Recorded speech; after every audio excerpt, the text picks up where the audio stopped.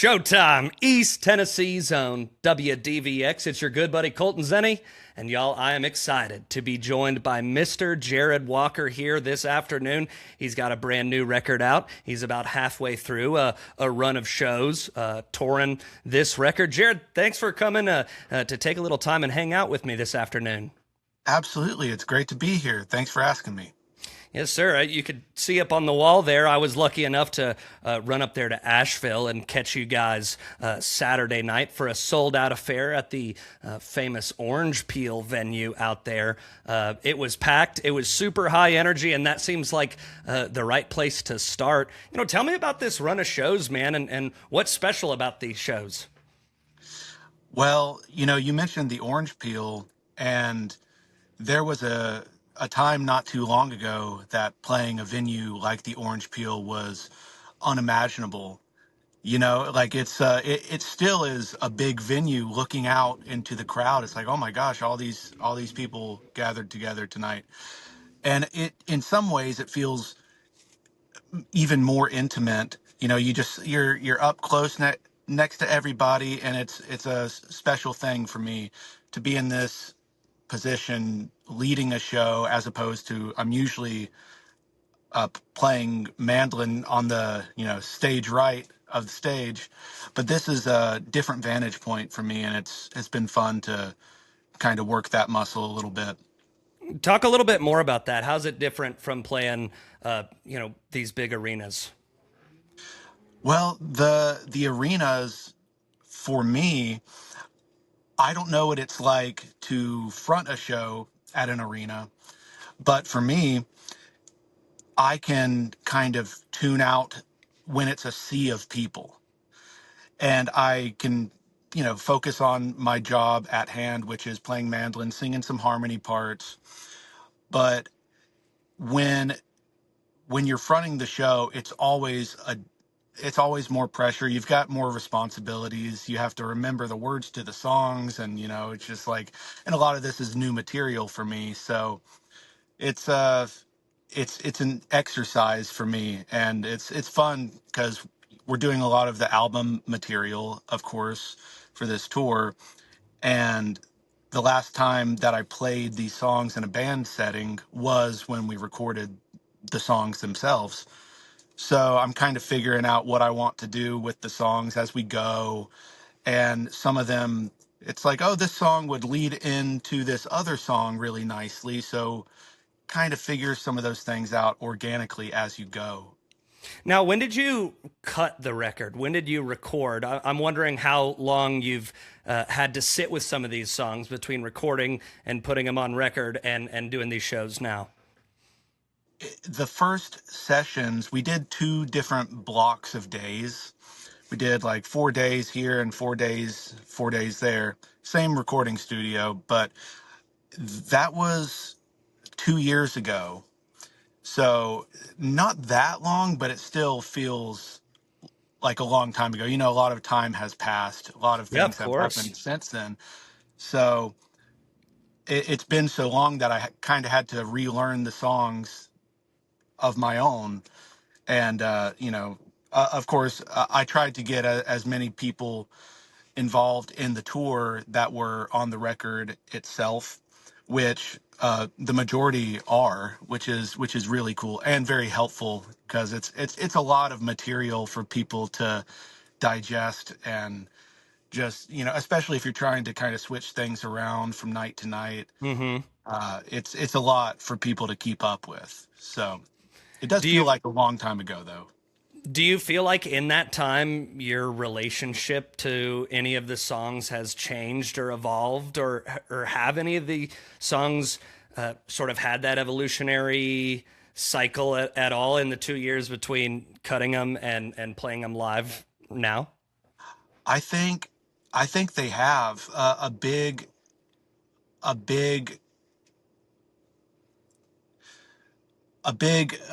what's the word, a an observation that I made is a lot of the songs that were not necessarily my favorite or standout track on the record are ones that are resonating with people the most.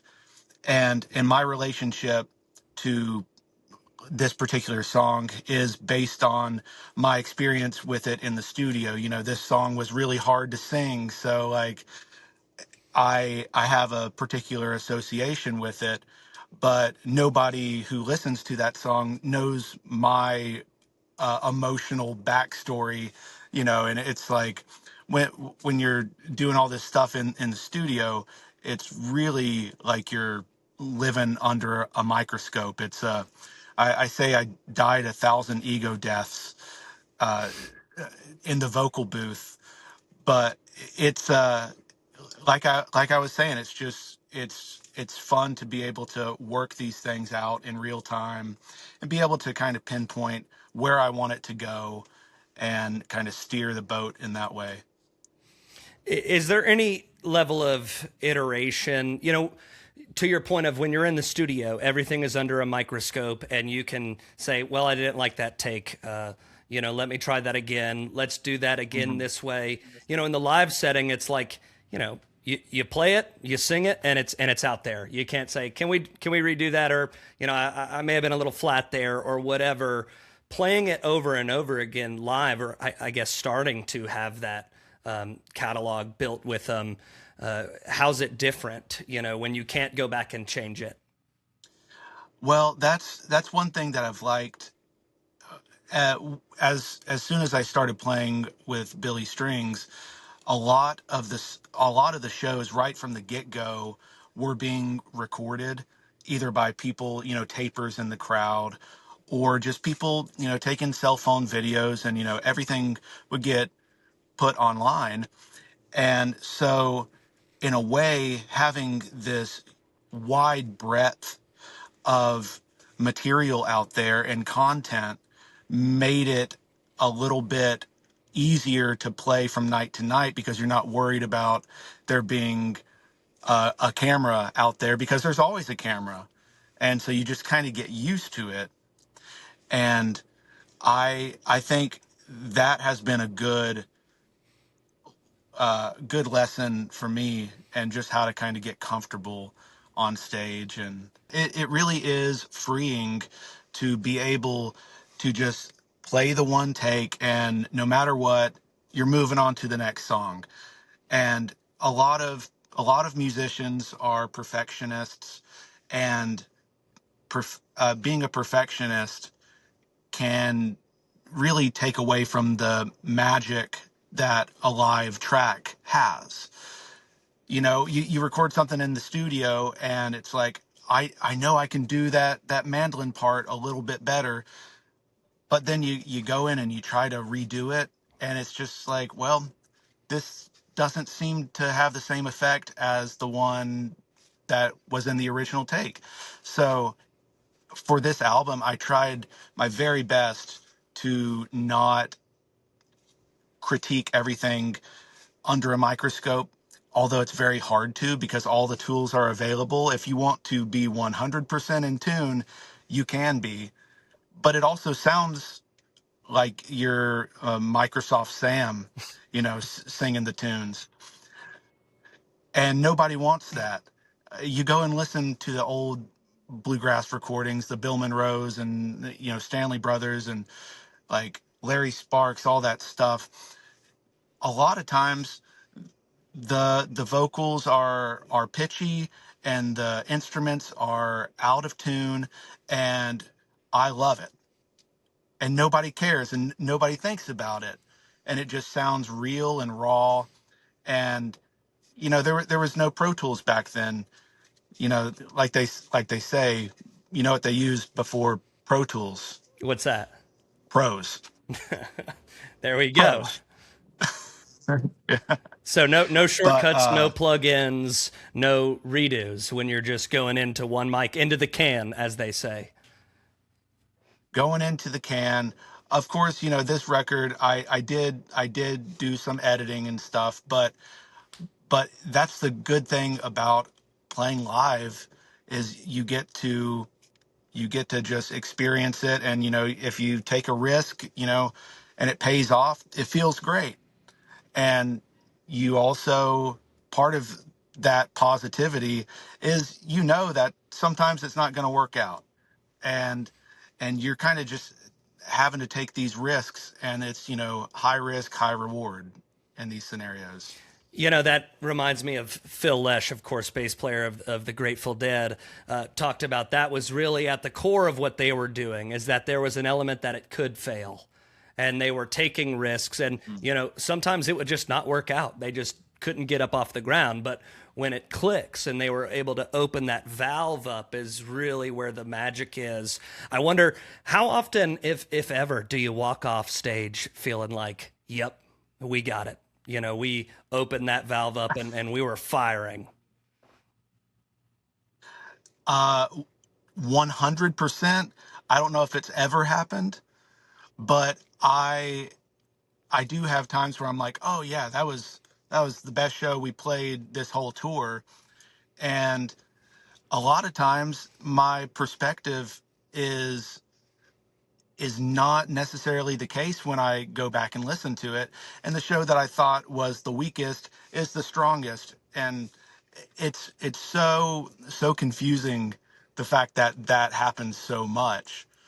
But with all the risks and the chances taken on stage, people like it when stuff goes wrong. It's just nobody knows the arrangement like the band does, or oh, we're supposed to stop here, but two people didn't. It doesn't really matter, and it's Right. not all that serious. You're supposed to be out there having fun. It's like in SNL, people love it when the cast breaks and starts laughing, during a skit. And I think it would be pretty pretty bad for the whole mentality of that world, for you to take that too seriously, like, oh, I can't believe I laughed there, like, Right. maybe they do. I don't know how that works, but I think there's some similarities there. I think that just speaks to the fact that you guys are, real human people, and that shows a real level of earnesty. I think to the idea of taking risks and them paying off and not paying off, it feels like the chemistry within a band plays a big time role in that. And that feels like something that there's really not a lot of shortcuts to. It comes through just playing and playing and playing. And I want to bring things back to your run of shows now, and how you've played 3 shows so far. We're recording here on Tuesday, May 19th. You've got 3 to go. Have you noticed that chemistry on stage with the guys in this band who you're touring with right now begin to grow in those ways? Or did you just come out firing? Well, I had rehearsed all these songs a lot, and them being a lot of original tunes and material, I was I was fully prepared to do these shows. But then you throw in a bunch of musicians together who haven't played all that much together, and haven't played these songs, since the recording. Probably the last time that they played them was when we got together to rehearse. And so I think my mentality with it is, I want it to be loose, and I don't need it to sound like the recording. I want it to be its own thing live. And if the guitar player or the banjo player plays a different chord, I see it in a positive way, rather than being really strict about this being the album version, and it needs to be the way that people are expecting it. Because I personally don't resonate with that mindset, and it to me it detracts from the musicality. And I hired all these guys to play these gigs because they individually are incredible musicians. So I want to see what they do with the material without a whole lot of oversight. Well, talk to me about the band then. That's a perfect segue. Who you've got playing with you, and just tell me a little bit about putting the band together. And I know your brother is in the band. I know Royal is in the band. Oh my gosh, I know Mhm. you've got drums in the band. Grass holes everywhere are reeling. Tell me about putting this Oh band yeah. together. Well, that was a kind of a tricky thing to overcome. Uh, Not to necessarily overcome, but a decision that had to be made. A lot of the songs that I wrote were written more in a like singer songwritery kind of way, and in order for them to translate to a full band, it it just felt like there really needed to be some strong rhythm, and it just made sense to have drums in this scenario.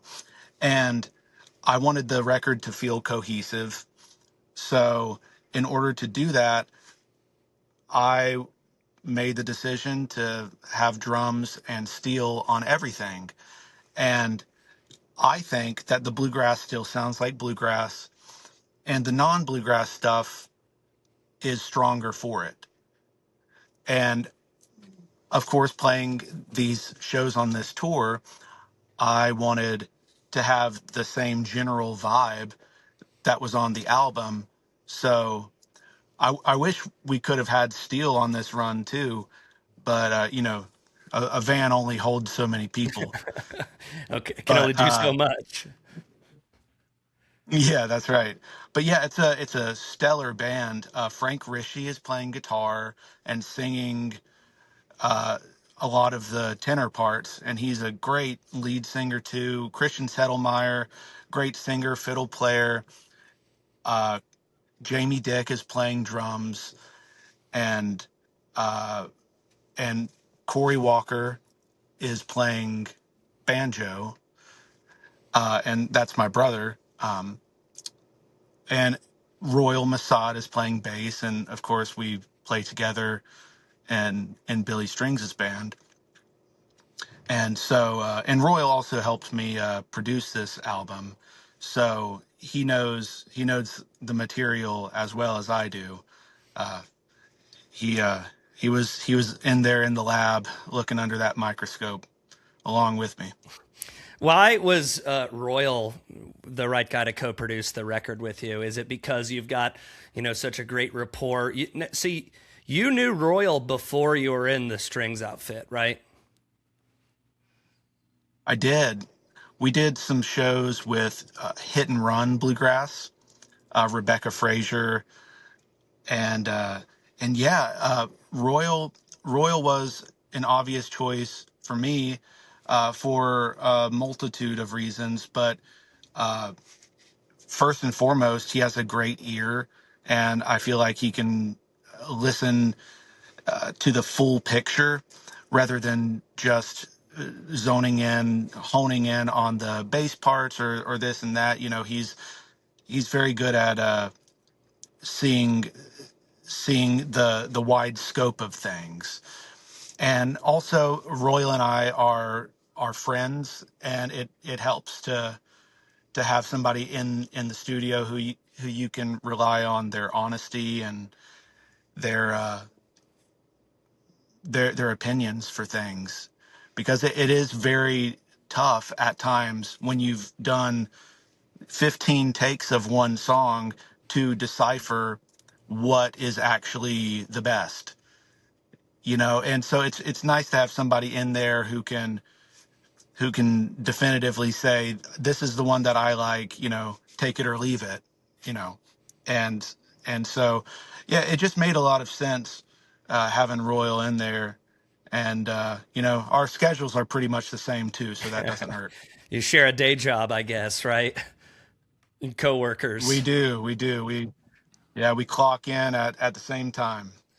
Well, let's talk a little bit more about the record. It's got this great, really cool progressive sound. It's got a really exploratory sound. I think of Cordova Street Blues, things kind of condense from the drums. But then there's other records, the title track, Nighthawk, or like Libby Phillips' Rag, that are pretty much on the tracks, bluegrass numbers. I wonder what is attractive to you about those about the traditional sounds and the progressive sounds, and do you think about what is the right way to balance the sounds? That was definitely a consideration when choosing these different songs. I uh, I wanted to I wanted to capture, a fairly wide range of what I can do, which is kind of, more of the traditional stuff, and then stuff on the outskirts of bluegrass. But at the end of the day, the foundation for me is bluegrass, and so I have strived to write a you know a few solid, bluegrass tracks over the years. And it's those simple songs are deceptively tricky. And especially in the day and age that we live in, it's sometimes tough to write a song that feels like one of those old Stanley Brothers, Monroe tunes, Flatt and Scruggs, that stuff. But that is the most potent version of bluegrass, that sound. And a lot of that is in the melody and lyrics, but also it's what they choose not to say. If I was to mention the word cell phone or something, it just like it takes the listener right out. So Totally you dates kind of it. have to write within a box. Absolutely.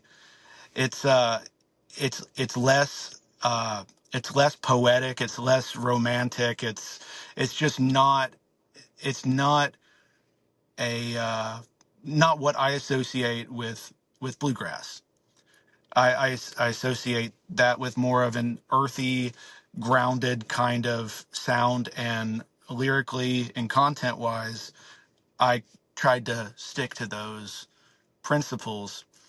The other songs, the non bluegrass songs, are, I feel like I can loosen up my language a little bit when I write those, and I can put in some major seven chords and major six chords, and just like more complex chord harmony, uh, and that to me is a way that I felt like it was just naturally more balanced because of that, and instinctively. Absolutely. You can really sense that progressive sound. And I think you really did a fantastic job of striking the balance from a musicality perspective, from a playing perspective, from my own perspective. Listening to the album, I've got 4 or 5 listens on it, and it seems that the writing really stands out and gets better every time I listen. It seems like there's really a lot to uncover in the writing. The playing really services the writing very well. I wonder if you see any sort of through line or any consistent theme throughout the record that was driving you when you were writing and recording, or maybe that drives you now with it. Well, most of these songs were co-written with Christian Ward, who is a fantastic writer, fiddle player, and singer. And Christian's playing with the Del McCurry band and Traveling McCurrys these days. But we we would just get together and try to write any kind of song. And depending on the day, or what we ate for breakfast, it would wind up being uh, this or that. And we didn't necessarily set out to write a bluegrass song or a non-bluegrass song anytime we got together to write. And a lot of the songs that were originally bluegrass songs wound up being, more given a much different treatment. The song Nighthawk started out as more of a like a ballad, and not bluegrass at all. And then just after several hours of trying, we just decided to, you know, uh, go back to square one, and that's how that song came to be. Um, but but yeah, it's hard to say if there is a through line, because a lot of these songs, uh, the range, the time range is anywhere from 2019 to 24. So I think if I really analyzed it, I could find a through line, but it really comes down to these are the songs that I thought would make the best collective batch for an album, and I had to scrap some songs that I really loved, but save them for a different album is the mentality that I Save have. them for the next record, right? That's right. That's right. I want to learn a little bit about how you like to write.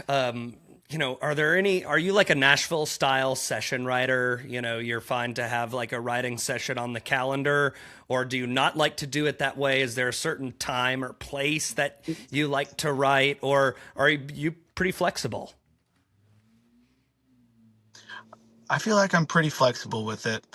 I I feel like I have the most success writing songs if I have to kind of get warmed up. Very, very often I'll try to write a song and not not feel too good about it because I haven't worked that muscle in in a while. So it to me, I have to kind of get warmed up into the thing, and and sometimes I like to see how other people approach songwriting, and some people do take a very structured approach, and say I want to write on the 13th, 14th, and 15th, and we'll write from 9 to 3. But to me, I have a hard time doing that. That's just not like how my mind works. If I want to write, I will write, and if I don't, I will go fishing or something, Like Right. that's just the way that I operate. If I'm not feeling like it's working, I'm okay to just set it down and try it again the next day. Um, you know, sometimes you go out fishing and the fish just aren't biting that day, and that's okay. And that's the songwriting approach too. Sometimes the fish aren't biting, Yeah, and it's or not like sometimes you they can are.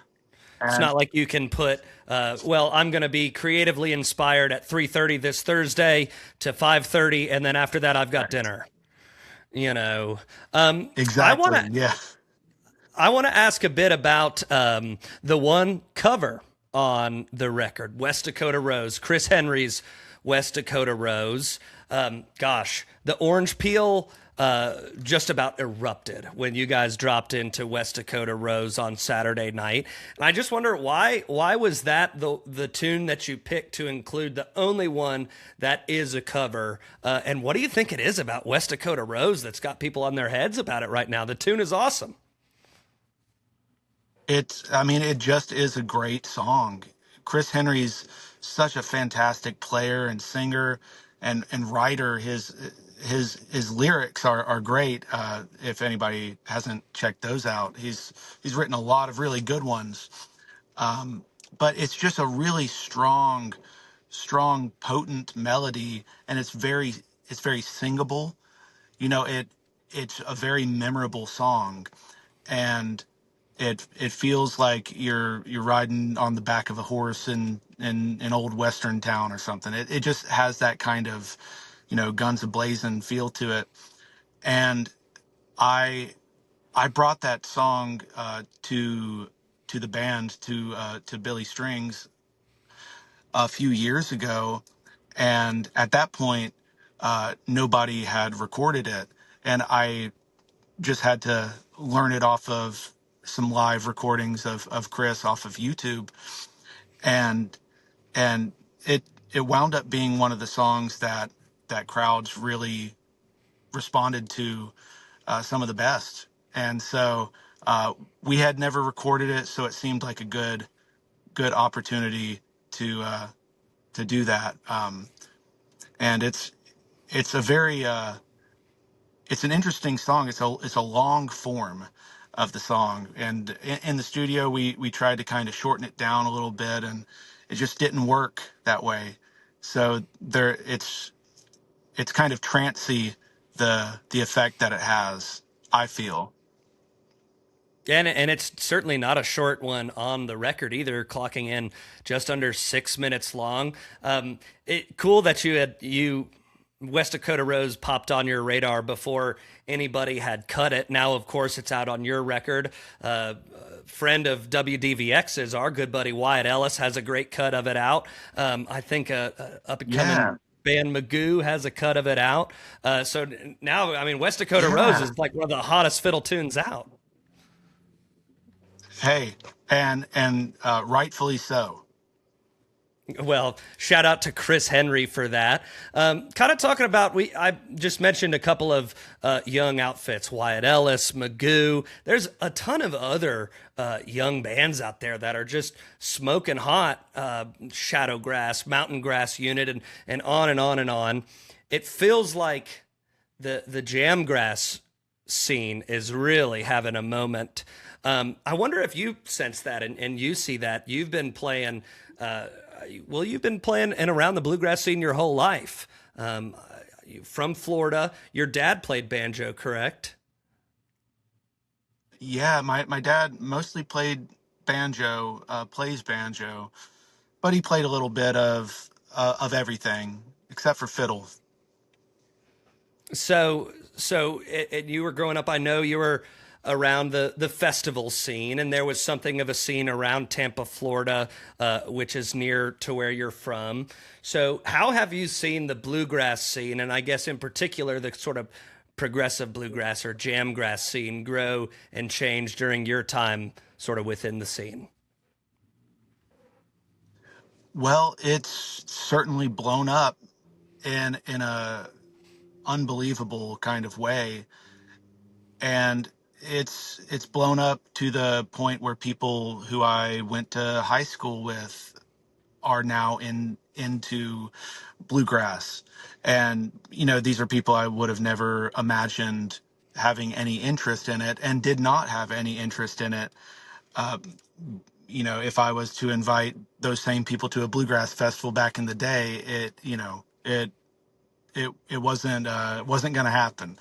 And now it is just, all like you said, all these young bands are coming out, and they're killing it, and it's incredible to see. And it does seem like somewhat of a paradigm shift for the bluegrass world. Of course, I love all of the traditional bluegrass and all those bands. It's There's always been a uh, a more traditional side of bluegrass, and then you had groups like the Country Gentlemen who were pushing the boundaries, or the Seldom Scene. Hmm. It's There's always been a few groups that are trying to incorporate more modern flavors into bluegrass and inject that kind of energy into the music. And I think it's just a natural progression for the art form. I think that's really well said. I always like to ask players in the scene, in your mind, I mean, I talk about jam grass or progressive bluegrass. How do you define that? And when does it go from traditional bluegrass to, oh, well, I would call this progressive bluegrass or jam grass or something like that? Well, I believe Sam Bush at one point said if you want to play newgrass, you first have to learn how to play bluegrass. And I think that is very true. You have to have that kind of foundation, and you have to be able to reference both sides of the coin. Uh, a lot of uh, a lot of the jam grass bands out there seem to have based their foundation in other places other than bluegrass, and it it's pretty easy to tell, who grew up playing the fiddle tunes and doing all that stuff and going to the traditional festivals and all that stuff. Um, it's just a different approach. It's a different mentality. It's equally as valid, and a lot of times people respond to it even more. Especially people who are coming from, say, the rock world, or it seems like there are a lot of people from the EDM world who are now turned on to bluegrass, which that's a world I know nothing about.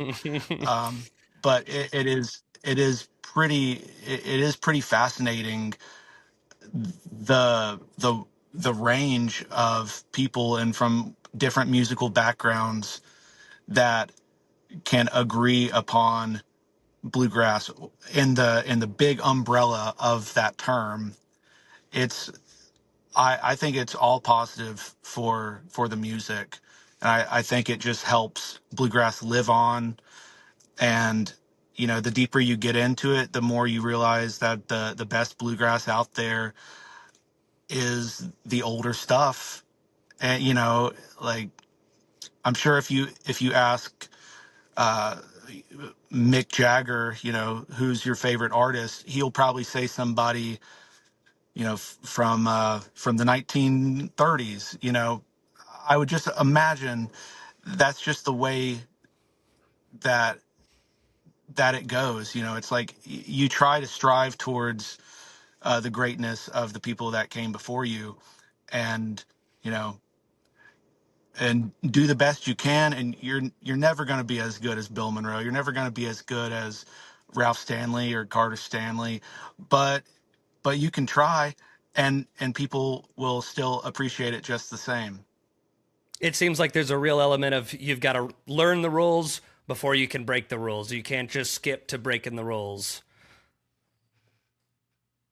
Exactly. Yeah. Got to crawl before you can run.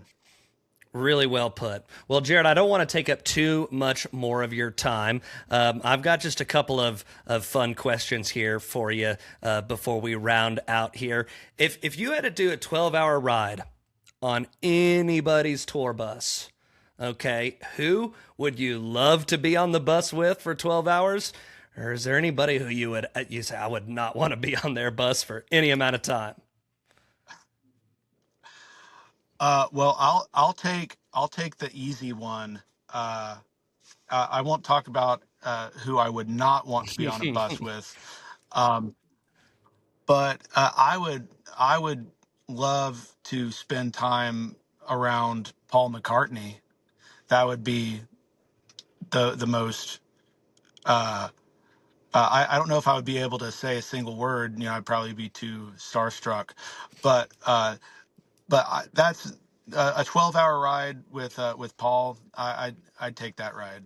With Sir Paul McCartney. Would you want him today with all Sir of Paul his McCartney. collective wisdom, or is there an era of Paul McCartney that you would want to zoom in on if you could? Oh wow! I didn't know we could travel back in time. That Anybody that dead or might change alive? I'll things. change the rules up on you a little bit.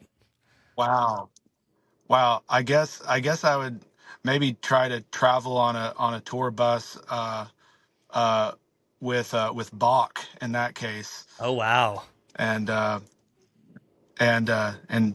see what he's all about. See what his favorite movies and TV shows are, and What do you think Bach do would all have on that. his artist writer?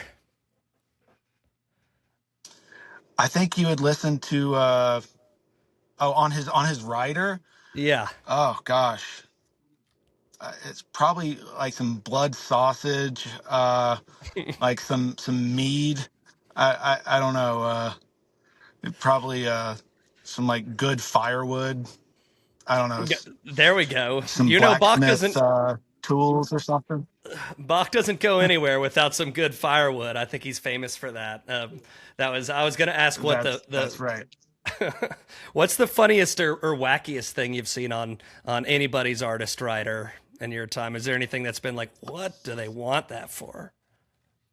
You don't have to say any names. Uh, well, I don't know about other people's writers, but all of a sudden, with Billy Strings tours, out of nowhere, seemingly, we started having a rotisserie chicken every single day, and I was like who asked for this? This is a very bizarre thing to have every single day, But through the years now, I might not have time to eat before the show, so I grab a piece of chicken, and so I'm like, okay, somebody was thinking ahead here, They knew but what in they the were doing. moment, it didn't make a whole lot of sense. Let the boys dig it out a whole big chicken. Last question I got for you, man, is a fun one. You've got great style. I mean, you and the boys are always throwing fits on there. Do you have a stylist, or do you just have naturally great taste? You're looking at him. So This you've is got naturally great taste. That's on brand for you, Jarrod, I think. well, I appreciate you saying that. It's I I certainly didn't always dress quite like I do now. It's but you see enough pictures of yourself, and you're like, I can see ways to improve this look, and you realize your mom was right, and you do need to stand up straight, things like that. Mom was right. I think that's a consistent Mom was theme. right. Well, Jarrod Walker, Absolutely. man, I sure appreciate you jumping on and hanging out with me for a little bit here. His new record, Nighthawk, is out now wherever you stream music. He's on the road fronting up a band for 3 more shows. You should check him out. Jarrod, do you have anything you want to leave us with before we go ahead and close up here today? You know, uh, it's been a fantastic experience so far playing these 3 shows, and I believe Nashville just sold out, and we have Birmingham and Huntsville, and I hope to see everybody out there. It's going to be fun. Jarrod Walker, right here on East Tennessee's own WDVX. I have been your good buddy, Colton Zenni.